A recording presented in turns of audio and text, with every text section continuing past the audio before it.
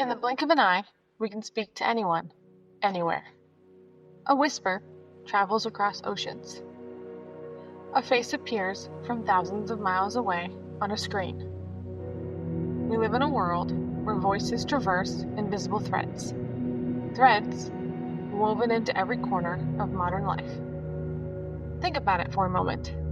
A child in Tokyo video calling their grandparents in London. A CEO in New York conferencing with a team, or someone simply ordering a pizza with a few taps on a screen. Our lives are utterly, fundamentally stitched together by instant communication.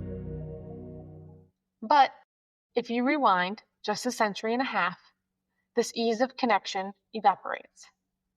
The world grows quiet, vast, isolated. Imagine a world where news from across the continent took weeks, sometimes months, to arrive. Where a family living just a few states apart might only exchange letters a few times a year. Letters delivered weeks too late by horse and buggy or slow-moving ships were once the fastest form of distant communication. Urgent messages might arrive via telegraph, but even then it was dots and dashes, not the nuanced cadences of a human voice. The human element, the immediacy of emotion in spoken words, was lost. And into this silence stepped a man, driven not by fame nor fortune alone, though both would eventually find him, but by the echoing quiet of his mother's world, by a desire to make the voiceless heard and the distant present. His deepest motivations were rooted not in abstract scientific curiosity, but in a profound personal experience of communication barriers. This is the story of Alexander Graham Bell, not merely the man who invented the telephone, a monumental feat in itself, but the boy who spoke into his deaf mother's ear, finding alternative ways to connect. The teacher who devoted himself to giving sound to those who could not hear, believing in their potential for spoken language.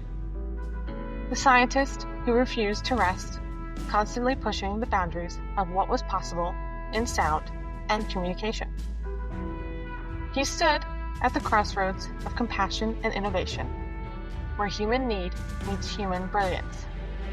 It was his personal experiences, combined with a relentless scientific curiosity, that propelled him towards an invention that would fundamentally reshape human interaction. Welcome to Historical Insights. I am your host, Tony Ray. Prepare to listen to the man, to the voice that changed the world. This is an insight into Alexander Graham Bell. Edinburgh, 1847. In a modest stone house nestled among Scotland's rugged hills, a boy is born. His name? Alexander Bell. Though his family will soon call him Alec. The Bell family was not just a family. They were a dynasty steeped in the study of human speech and sound. His grandfather, Alexander Bell, was a renowned elocutionist and actor, teaching proper pronunciation and public speaking in London. His father, Melville Bell, a distinguished phonetician and inventor of visible speech, a revolutionary system of symbols designed to capture and transcribe every sound the human mouth could make, a sort of universal phonetic alphabet. The house was a laboratory of language. It wasn't uncommon to find young Alec meticulously studying the vibrations of a piano string, or experimenting with how different mouth shapes produced various sounds. This deep, almost intuitive understanding of the physicality of sound, cultivated from childhood, was the bedrock of his later breakthroughs. In this house, words were more than language. They were science, art, and music. Conversations weren't just exchanged, they were analyzed, dissected, and explored as a fascinating field of study. It was an environment where the mechanics and artistry of sound were celebrated daily. Even as a young boy, Alec's curiosity wasn't limited to observation. He was known to dismantle toys and even a piano to understand how they produce sound. And once, with his brother, he constructed a rudimentary speaking machine that could mimic simple vocalizations. This hands-on, inquisitive spirit marked him from an early age.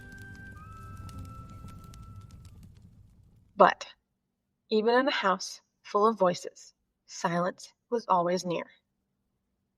Alec's mother, Elisha Gray Simmons Bell, began to lose her hearing when he was just a boy, likely due to a progressive illness. By the time he was a teenager, she was completely deaf. Imagine the quiet that fell over their lively home as Eliza's world slowly muted. The laughter of her sons, the vibrant discussions about phonetics, all fading into a soft internal hum. For Alec, witnessing this progressive isolation firsthand wasn't just sad. It was a profound daily challenge to his deeply ingrained understanding of communication. This wasn't a sudden event, but a gradual fading of sound, making his mom increasingly isolated in a world designed for the hearing. Young Alec, deeply devoted to his mother, adapted. He developed unique ways to communicate with her. He'd press his lips to her forehead or temple, allowing her to feel the vibrations of his words as he spoke. He'd learned to fingerspell into her hand, a tactile form of communication. For Alec, speech became more than just sound. It became vibration, touch, emotion. The very act of communication transformed into a complex puzzle he felt profoundly compelled to solve, not just for his mother, but for anyone cut off by the barrier of silence. This would become a defining wound and wonder of his life, the silence that surrounded his beloved mother, and the unyielding drive to fill it with sound, to bridge the gap with innovation and empathy. It wasn't merely a compassionate response. It ignited a scientific conviction within him. If speech could be felt as tangible vibrations, and if those vibrations could be precisely recorded or represented, then surely they could be transmitted.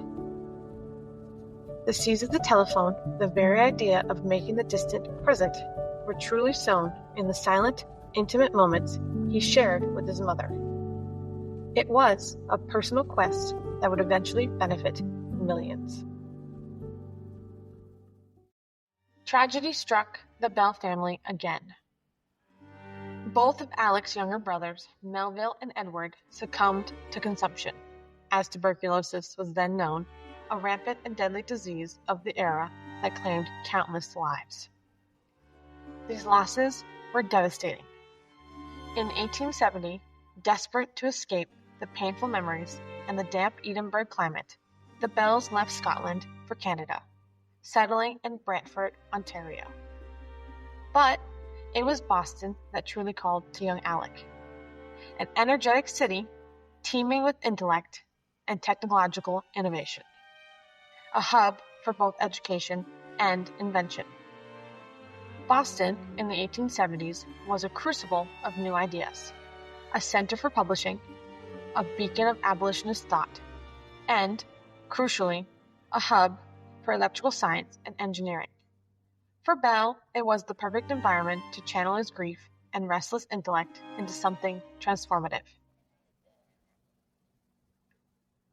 He eventually took a pivotal job at the Boston School for the Deaf, also known as the Boston University School of Oratory, teaching with his father's revolutionary visible speech system. Here, Bell wasn't just an instructor. He was electric, literally. His mind buzzed with ideas about acoustics, vibrations, and the mechanics of human speech. He spent hours observing the subtle movements of the throat, tongue, and lips, convinced that these visual cues, combined with feeling vibrations, could unlock speech for his students. He held a fervent belief that anyone, regardless of their hearing ability, could be taught to speak, to articulate words, and that oral education was the key to integrating deaf individuals more fully into the hearing society. This belief, well, later controversial, was born from a deep desire to empower his students, a direct extension of his efforts to communicate with his own mother. His compassion and remarkable teaching abilities quickly led to significant connections. One was Gardner Greene Hubbard, a wealthy and influential lawyer whose daughter Mabel was deaf. Hubbard, a forward-thinking man himself, was captivated by Bell's innovative teaching methods and his passionate belief in his students' potential. Another key supporter was Thomas Sanders, a prominent businessman whose young son George was also deaf. Both men were deeply impressed by Bell's teaching methods and his passionate dedication. They saw not just a teacher, but a genius with revolutionary ideas about transmitting sound. They offered crucial financial backing for his research, allowing him to dedicate more time to his experiments outside of teaching hours. This financial support was critical. It meant Bell no longer had to choose solely between teaching and his obsessive experiments, allowing him to truly dedicate himself to his grander vision. Mabel Hubbard would soon become much more than just a student's daughter. Despite having lost her hearing completely after a bout of scarlet fever at age 5, she was exceptionally intelligent, witty, strong-willed, and possessed an insatiable curiosity. She was a keen observer of Bell's work, often visiting his laboratory and engaging him in discussions about his theories. A profound spark ignited between her and Alec, despite their significant age difference. He was 29, she was 18 when they married. Their connection would endure and profoundly strengthen the foundations of what Alec was about to build, providing him with both emotional support and intellectual inspiration. Mabel's pragmatic nature and steadfast belief in Bell often grounded him when his mind soared too far into abstract theory. Bell's mind often leapt from theory to theory, constantly seeking connections between acoustics, electricity, and human speech. He devoured scientific papers, corresponded with leading scientists, and tinkered endlessly, until he struck upon a truly tantalizing idea. If sound was a vibration and electricity could be controlled, could speech itself, its complex vibrations, its unique patterns, be faithfully sent over wires? Could we truly send a human voice through electricity? Not just a simple on-off signal like the telegraph, but the intricate nuances of spoken words.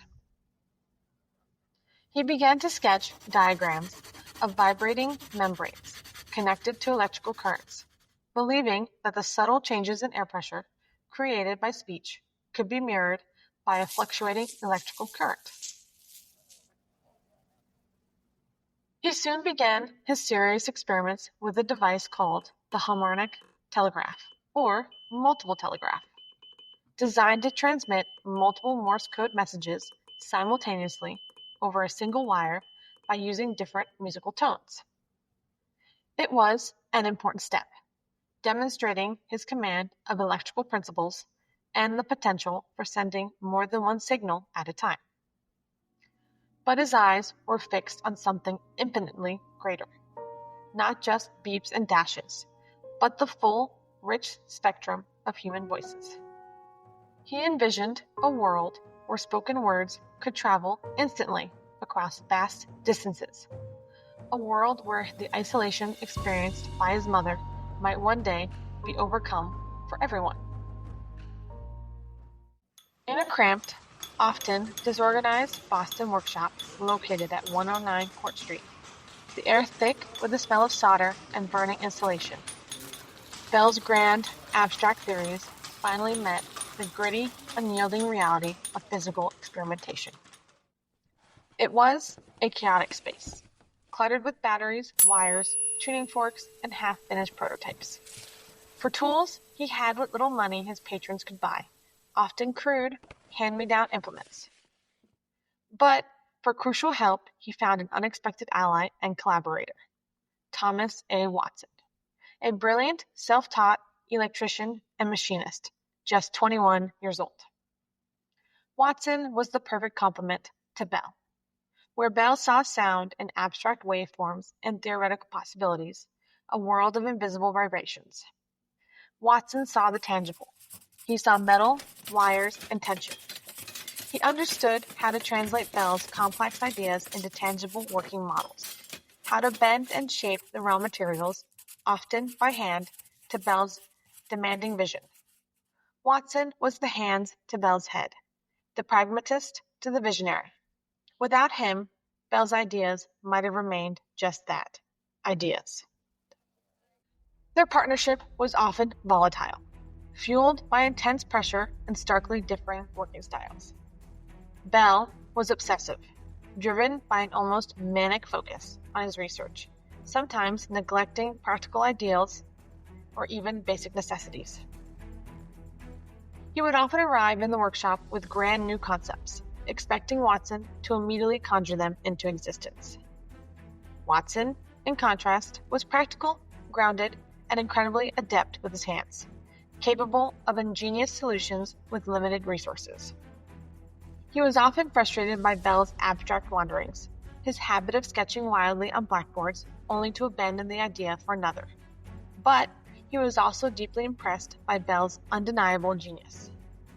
They worked late into freezing Boston nights, their breath hanging like clouds in the unheated space, often sleeping on makeshift cots beside tangled wires, crude batteries, and broken transmitters. They fueled themselves on cold coffee and shared dreams. It was a period of relentless, exhausting, but ultimately fruitful experimentation, marked by countless failures and minuscule triumphs.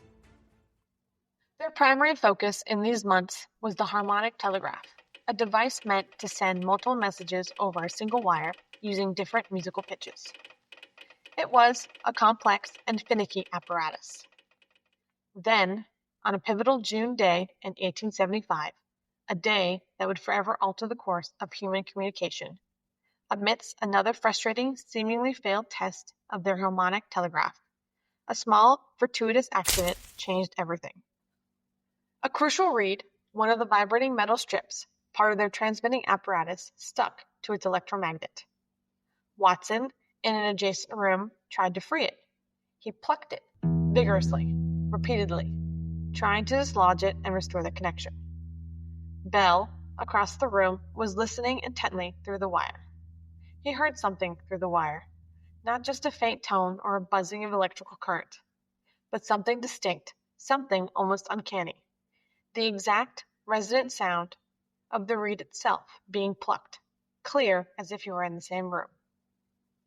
The actual sound had traveled, faithfully recreated, not just a code signal or a generic buzz. It was faint, but absolutely unmistakable. It was the voice of the reed, carried by an unbroken current. In that electrifying instant, a flash of pure insight, Bell understood the fundamental principle that had eluded so many. The answer wasn't in interrupted pulses like Morse code, where a signal was either on or off, a series of clicks and silences. That was digital. What he heard was analog. It was in the sound waves, in how sound caused continuous, undiluting changes in air pressure. Speech, if modulated correctly, to create a continuously varying electrical current that precisely mimics the exact waveform of the human voice, could ride that current, carrying every nuance, every inflection, every subtle tremor. This was the eureka moment, the true conceptual leap from the telegraph to the telephone. It was the realization that electricity could not just transmit codes, but imitate the very fabric of human sound. The possibility of true, articulate voice over a wire had just revealed itself. The breakthrough in Bell's workshop ignited a fierce, almost desperate fire within him. He knew he was on the very precipice of something truly revolutionary, an invention that could change the world. But the technological era of the 1870s was electric with innovation. and he wasn't alone in sensing the imminent possibility of voice transmission.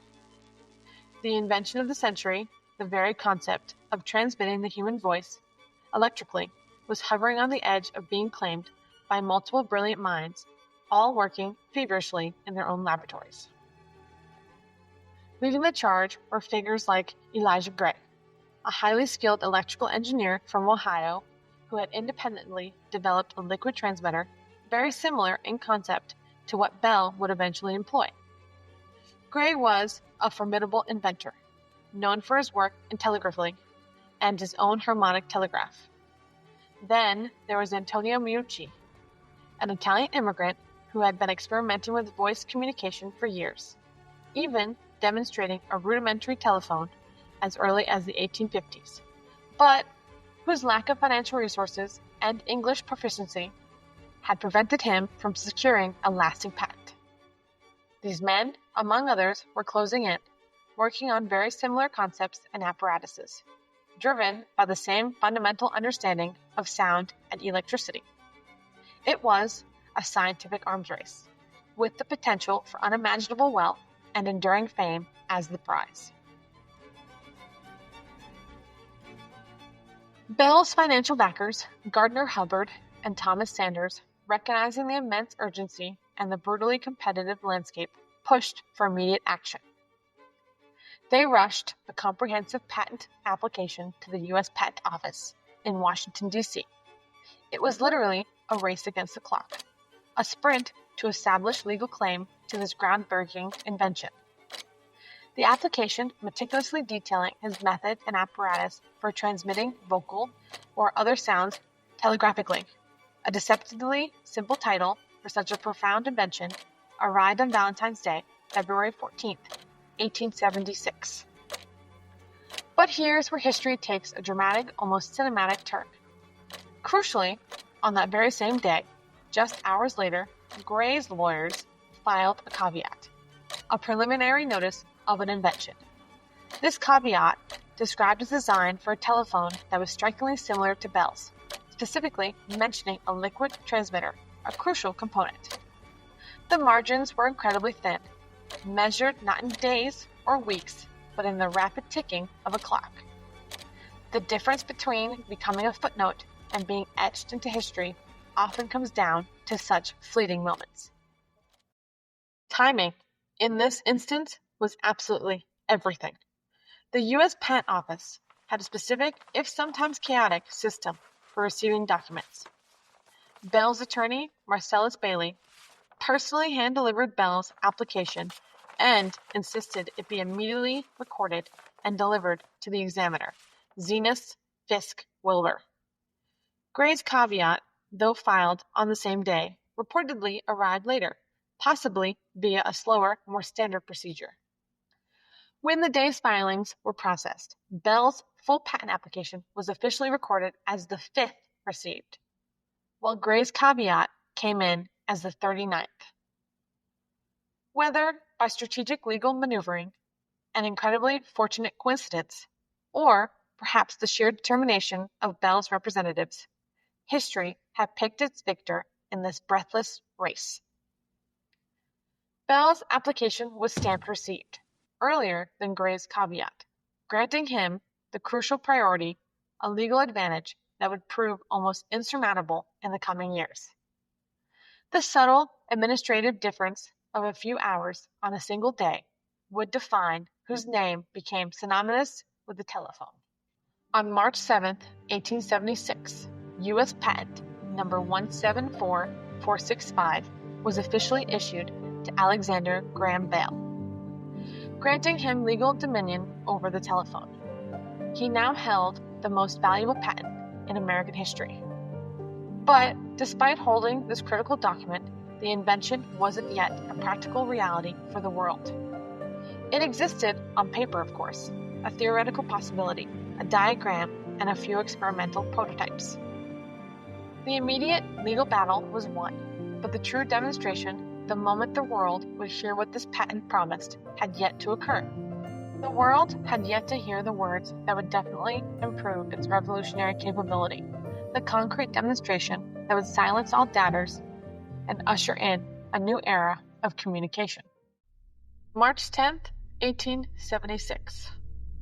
A date that would forever be etched into the annals of technological history, marking a turning point for human communication.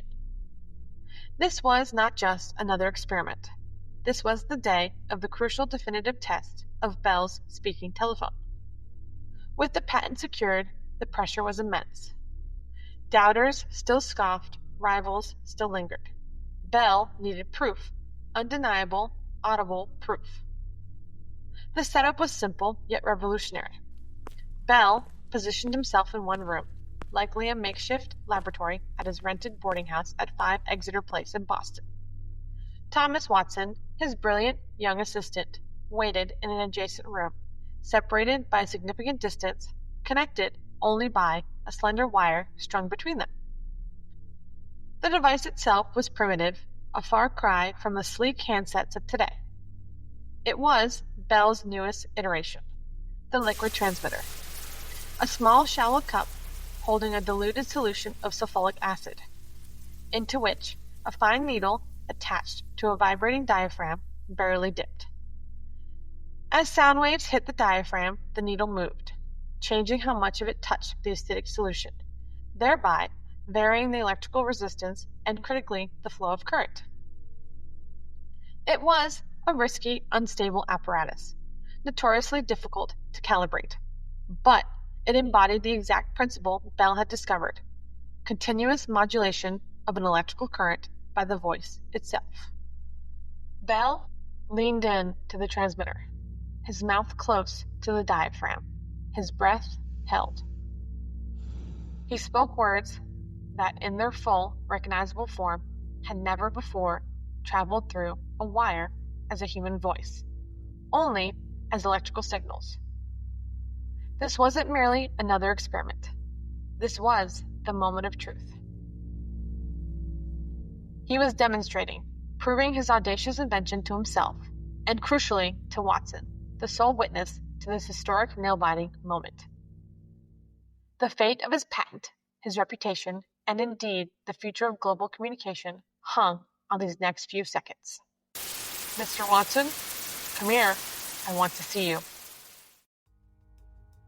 In the next room, Thomas Watson, who had been listening intently, bracing himself for another hum, another static burst, another frustrating silence, froze. His eyes widened. He had heard it. Not a tone, not a vibration, but words. A human voice. His employer's voice. Clear, alive. Every syllable, every inflection, every subtle nuance of Bell's request had traversed the wire. The very sound waves of Bell's voice had been perfectly converted into continuously varying electrical currents, traveling along the wire, and then, by Watson's perfectly tuned receiver, been converted back into precise sound waves. Watson, overcome with a rush of disbelief and elation, literally dropped the receiver. He later recounted the shock, the sheer impossibility of what he had just experienced. He immediately rushed into Bell's room, not needing to be told, exclaiming, "Mr. Bell, I heard every word you said." The telephone had spoken. It was an undeniable, tangible success, a monumental triumph. It was the culmination of years of tireless work, endless late nights, frustrating failures, and an unwavering belief.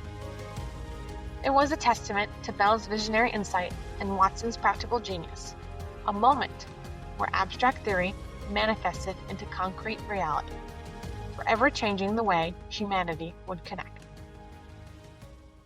With the undeniable, electrifying success of that first clear transmission, the future became not just clear, but inevitable.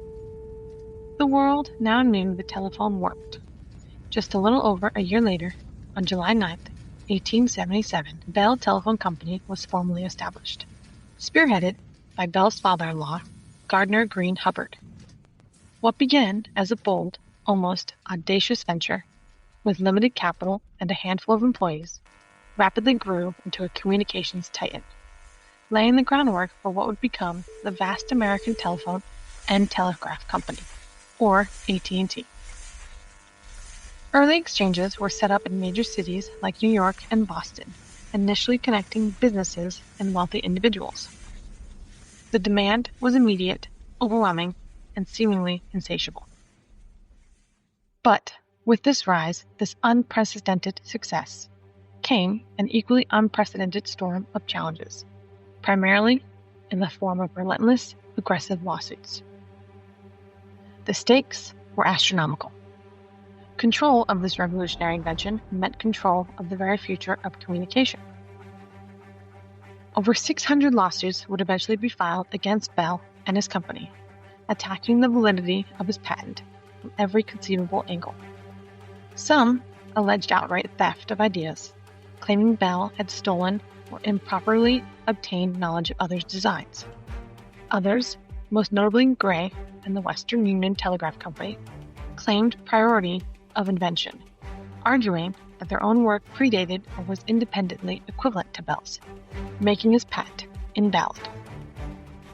Still, others championed forgotten or marginalized inventors, like Antonio Meucci, argued his early demonstrations were the genesis. This wasn't just about money, it was about historical credit, legal dominion, and the very foundation of an industrial empire at the dawn of a new age. Alexander Graham Bell, a brilliant inventor and compassionate teacher, now found himself thrust onto a very different stage, the courtroom. He spent years, the majority of his prime professional life during the late 1870s and 1880s, consumed by defending his right to be called the sole, undisputed inventor of the telephone. He traveled extensively, testifying repeatedly, patiently, and meticulously explaining the nuanced science behind his invention in courtrooms across the country. He would describe the conversion of sound waves into continuous electrical currents, the delicate balance of diaphragms and electromagnets, often demonstrating the very principles he was defending.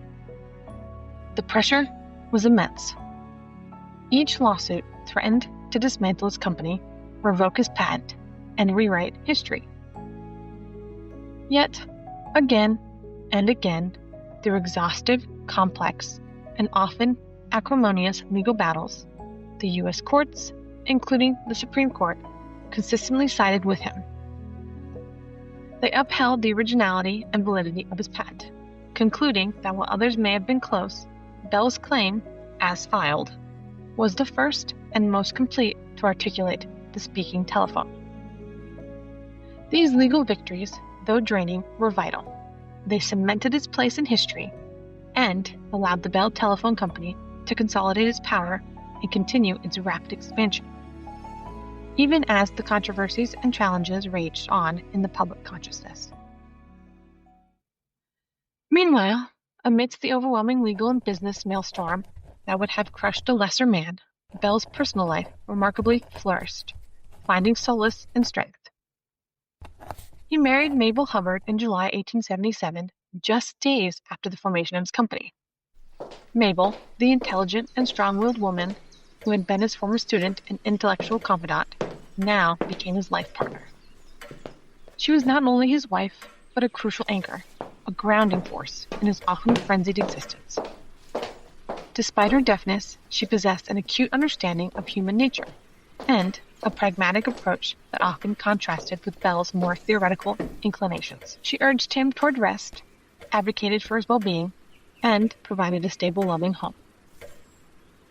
But even with immense wealth and the undeniable success of the telephone transforming the world around him, Bell's mind never stopped churning. He was inherently a restless inventor, driven by an insatiable curiosity that extended far beyond the telephone. The legal battles were necessary, but they were a distraction from his true passion, scientific inquiry and the relentless pursuit of new innovations. He saw the telephone not as an end, but as a beginning, a proof of concept for the broader possibilities of sound, communication, and human ingenuity. With the vast fortune amassed from the telephone's unprecedented success, Alexander Graham Bell was no longer constrained by meager budgets or makeshift equipment. He now had the means, and, of course, the burning desire, to pursue dreams far beyond just transmitting the spoken word. In 1880, he established the Volta Laboratory in Washington, D.C., named after Alessandro Volta, the pioneering inventor of the electric battery. This wasn't merely a workshop, it was a state-of-the-art research facility, a hub for innovation where Bell, alongside a dedicated team of brilliant collaborators like his cousin Chichester Bell and Charles Sumner Tainter, delved into a wide array of scientific explorations. Many of their projects, of course, still focused intently on sound, hearing, and communication, but others ventured into entirely new, unexplored fields, showcasing Bell's restless intellect and diverse interests. The lab aimed not just to invent, but to advance pure scientific knowledge. Among their significant innovations from the Volta Laboratory were the audiometer. Bell's personal experiences with his mother's deafness gave him a unique insight into the profound impact of hearing loss. Driven by this, he and his team developed the audiometer, a device designed specifically to detect and precisely measure the degree of hearing impairment.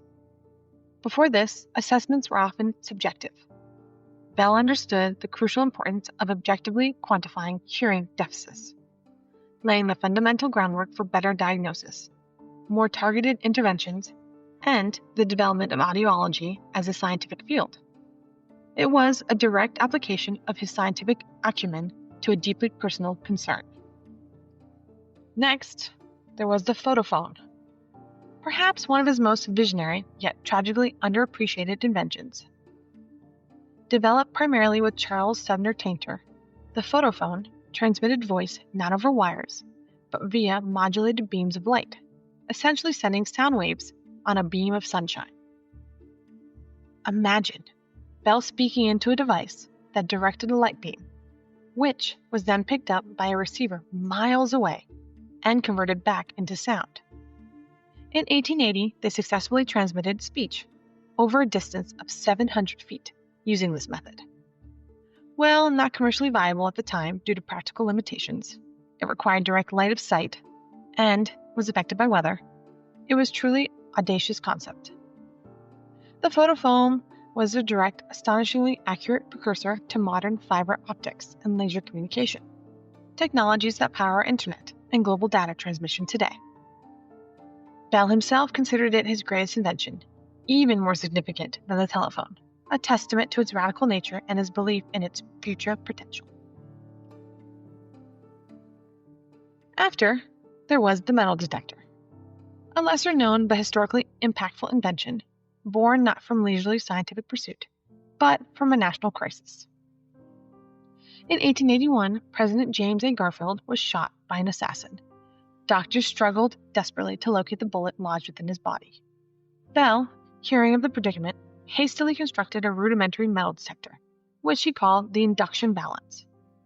He hoped this device, by detecting metallic objects through electromagnetic induction, could guide the surgeons and save the president's life. He rushed to Garfield's bedside, but despite his valiant efforts, the device failed to locate the bullet. It was later discovered that the metal bed springs the president was laying on had interfered with the sensitive instrument, creating too much background noise for the tiny bullet to be detected, a detail Bell was unaware of at the time. Despite this immediate failure, Bell's invention laid the fundamental groundwork for all future metal detection technology, a testament to his readiness to apply his scientific knowledge to urgent human needs and his rapid prototyping abilities even under immense pressure. However, Bell's complex and celebrated legacy also bears significant controversy, particularly regarding his views on deafness and heredity. Deeply influenced by the prevailing social attitudes and the often flawed scientific understanding of genetics in his time, he held views that are now rightly condemned as harmful and discriminatory. Bell was a staunch, even zealous advocate for oralism, This was a method of teaching deaf individuals to speak and lip read, often to the rigorous exclusion of sign language. He generally believed that mastering spoken language would help integrate deaf individuals more fully into hearing society, preventing their isolation. He devoted immense energy and resources to oral schools and methods. However, his forceful opposition to sign language, which he viewed as a hindrance to oral development, led to profound negative impacts on deaf culture and education worldwide. For generations, deaf children in many schools were forbidden from using sign language, suppressing a rich linguistic tradition and denying many of their most natural forms of communication. This forced assimilation caused immense cultural damage and educational setbacks for countless deaf individuals and communities. Furthermore, Bell became a prominent proponent of eugenics, a pseudoscience popular in the late 19th and early 20th centuries, which sought to improve the human race through selective breeding and discouraging reproduction among those deemed unfit. Bell's particular focus was on deafness. Influenced by his own anxieties about his mother's and wife's hereditary deafness, he developed a deeply flawed hypothesis. In his notorious 1883 paper, Upon the Formation of a Deaf Variety by the Human Race, he argued that deaf people marrying each other would lead to the propagation of deafness, and that a deaf race was emerging. He strongly supported policies that discouraged deaf people from marrying each other, and advocated for oral education in part to prevent deaf people from congregating and forming their own communities, where intermarriage might occur. These beliefs, shaped by the limited and often flawed scientific understanding of heredity in his era, by the prevailing societal prejudices against disability, and indeed by his own deeply personal anxieties about his mother and wife's deafness, are now rightly condemned as harmful, discriminatory, and scientifically baseless. Yet, this dark aspect of his legacy reflects the difficult truth that even individuals of immense genius and genuine compassion can be products of their time, capable of both groundbreaking innovation that benefits humanity and deeply troubling prejudices rooted in flawed science and societal biases. It's a stark reminder that progress is not linear, and that our heroes are often complex, contradictory figures.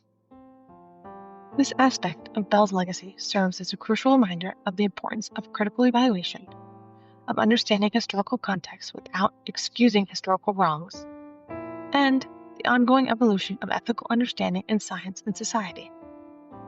His story compels us to look beyond the celebrated invention and confront the full, complicated humanity of the man.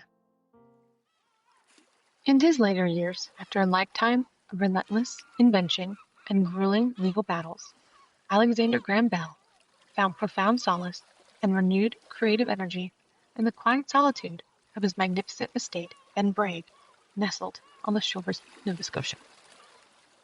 It was far from the bustling cities and the demands of the Bell Telephone Company, though he did remain a director.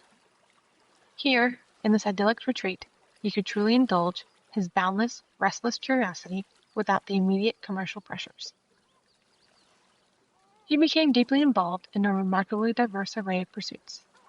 He continued his groundbreaking work on hydrofoils, designing and testing experimental boats that could skim across the water at incredible speeds.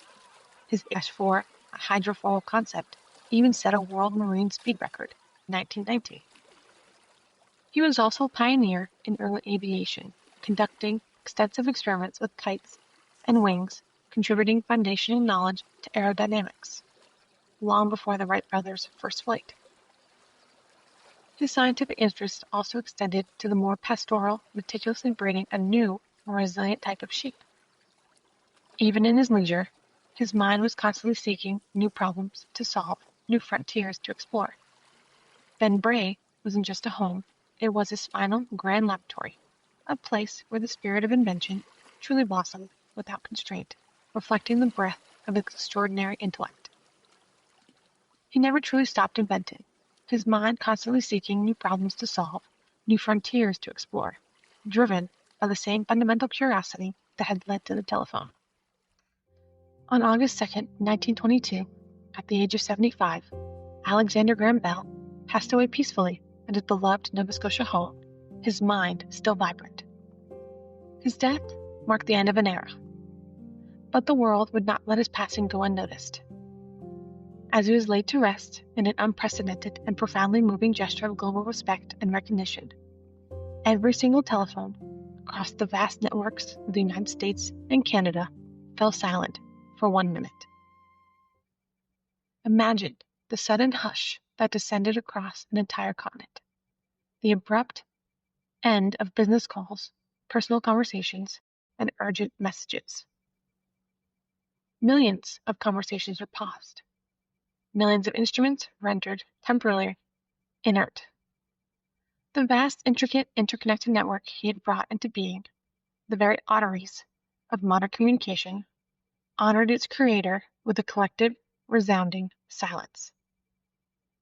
It was a moment of profound shared reflection across two nations, a poignant, temporary return to the very quiet he had worked so tirelessly to overcome.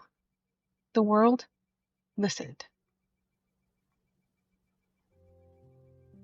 That silence was perhaps the loudest tribute imaginable, from that first crackling revolutionary phase whispered across a fragile experimental wire in a Boston boarding house, to the vast complex digital networks of today that span countries, continents, connect millions, and carry trillions of instantaneous interactions. Bell's singular vision gave humanity a revolutionary new way to connect, a new way to be heard instantly, intimately, across any distance, transcending the barriers of geography and time. His invention didn't just transmit sound, it transmitted presence, emotion, and connection. It transformed commerce, enabled global diplomacy, brought distant families closer, and fundamentally reshaped the fabric of everyday life. The phone call was once a marvel, is now a given, a testament to the enduring power of his initial breakthrough. The phone call, once a marvel and an idea, is now a given, a testament to the enduring power of his initial breakthrough. Bell's legacy is not just in the device itself, but in the profound shift in human interaction that it enabled. As we close the chapter on Alexander Graham Bell, it's clear his story is far from a simple narrative of genius and triumph. He was not perfect. Far from it. He was a man of profound contradictions, capable of both extraordinary and deeply empathic innovation, driven by a genuine desire to alleviate suffering and connect humanity, and, regrettably, upholding and promoting views rooted in the harmful prejudices and flawed science of his era. We've explored the depths of his compassion, evident in his tireless work with the deaf community, and we've grappled with the uncomfortable truths of his beliefs and his opposition to sign language. But, above all, he was a man who took a deeply personal wound, the echoing silence that surrounded his beloved mother Eliza, and later his wife Mabel, and transformed that pain, that profound challenge, into a world-altering revolution. He relentlessly pursued the idea of bridging that silence with sound, believing that connection was paramount. And, in doing so, he fundamentally changed the human experience forever, shrinking our vast world, fostering instant communication, and truly bringing us closer together. His legacy, complex and multifaceted, continues to shape the very fabric of how we connect, converse, and conduct our lives every single day, whether we pick up a phone, send a text, or join a video call. The invisible threats he envisioned a century and a half ago are now the very air we breathe in our digital age. This story reminds us that history is rarely black and white, and that understanding the past requires us to embrace its full, nuanced complexity. The innovators who shape our world are human, with all the brilliance and all the flaws that entails. And speaking of brilliance that was often overshadowed, join us next time on Historical Insights as we embark on another compelling journey. We will uncover the fascinating and often frustrating life of an inventor whose profound brilliance fundamentally changed everyday life, yet whose contributions were tragically overshadowed by the prevalent prejudice and the patriarchy of her era. Mary Beatrice Davidson Kenner. She was the ingenious mind behind several everyday items that truly revolutionized lives, particularly for women, yet received little recognition in her time. You might be surprised at just how much of her work impacts you today. Thank you for listening to this episode of Historical Insights. If you enjoyed our deep dive into the life of Alexander Graham Bell, please consider subscribing and leaving us a rating or review on our favorite podcast platform. Your feedback helps us reach more listeners and continue bringing these important stories to light.